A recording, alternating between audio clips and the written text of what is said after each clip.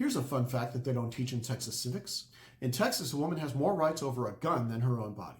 That's right, if you're a woman in this state, the government has more control over your uterus than you have over your own Netflix password. Let that sink in.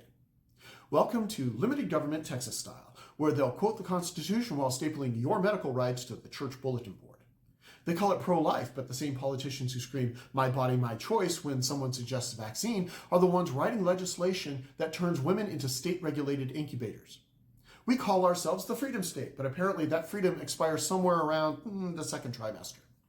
We've turned half of our citizens into biological real estate, leased out to ideology, managed by politicians, and inspected by men who couldn't pass a high school biology quiz. The sacred cow here is pro-life. Sounds noble, right? Protecting the unborn, defending innocence, all that poetic Sunday morning stuff. Except Texas doesn't actually protect life. We just legislate control. The official story goes like this: we're protecting the unborn. Okay, but protecting it from what?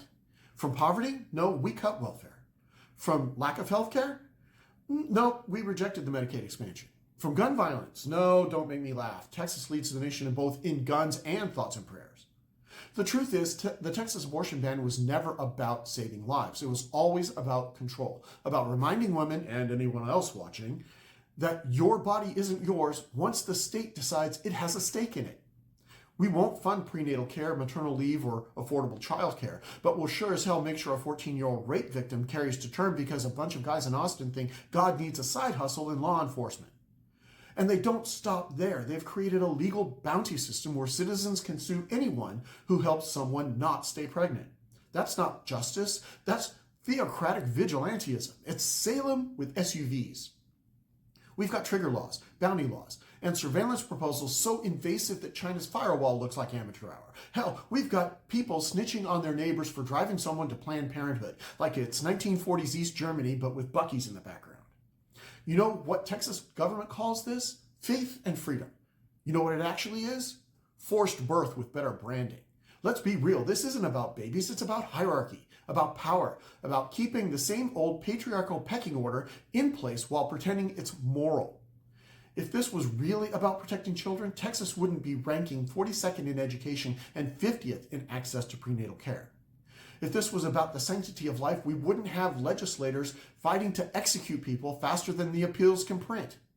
And if this was really about small government, then my question is, why is the Texas GOP so obsessed with running a surveillance state between women's legs? They say, we don't want big government. No, apparently they just want a government that fits snugly inside a uterus. Let's call this what it is: forced birth by government decree.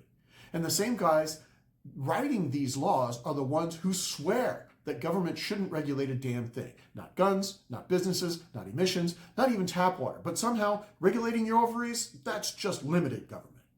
They scream about freedom while macromanaging menstrual cycles like it's a state audit.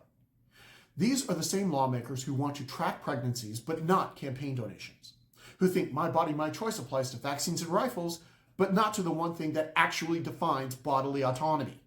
It's not pro-life, it's pro-power. And it's the ugliest kind, the kind that cloaks control in the language of morality. See, this is where my libertarian brain short-circuits from hypocrisy overload, because the same government that tells you it's too incompetent to run a DMV somehow thinks it's qualified to regulate your reproductive system. Sorry, no. Freedom means freedom. Freedom doesn't mean the freedom to force someone else's choices. If the government can tell you what medical procedure you can't have, it can just as easily tell you what medical procedure you must have. If the state can force you to carry a pregnancy, it can force you to end one. Today it's abortion bans. Tomorrow it's forced sterilization or mandatory birth quotas. Don't believe me? Look at history. Every authoritarian regime starts by defining which bodies the state owns. That's not a slippery slope. That's a free fall into authoritarianism with a God bless Texas bumper sticker on the way down. Real liberty means bodily autonomy. No government mandates, no moral ownership of your body by a church or state. The right to make personal decisions without asking permission from politicians, priests, or panels. Real liberty means the state stays the hell out of your doctor's office, your bloodstream, and your reproductive organs. No government, red or blue, has the moral authority to regulate or to legislate your biology. That's not left-wing or right-wing, that's just human. Texas loves to brag about freedom. Hell, we've turned it into a brand. Freedom, liberty, Lone Star independence. Texas politicians love to say women are equal citizens. Okay, then why do they still need state permission slips for basic health care? Why does a woman's freedom end where a man's theology begins? Let's be honest, you can't call yourself the land of the free if half of your population has to check with the government before making a medical decision. It's like we wrote the Bill of Rights in invisible ink. It only shows up under testosterone. Freedom that only applies to men isn't freedom. It's a lease agreement with a double standard. Texas women pay taxes, serve in the military, start businesses and raise families, but somehow they still don't have full citizenship over their own damn bodies. And if that doesn't piss you off, you're not paying attention. Because here's the uncomfortable truth. You can't have limited government if it's unlimited inside someone's body. So here's my question for you. If liberty doesn't include control over your own body and the right to make your own medical decisions, then what exactly are we still pretending to be free for? Drop your thoughts in the comments and share this with if you're done watching both parties use women's rights as campaign props. Because if "don't tread on me" actually meant what it says, this conversation would have been over decades ago. Remember, freedom isn't partisan, but tyranny sure the hell is.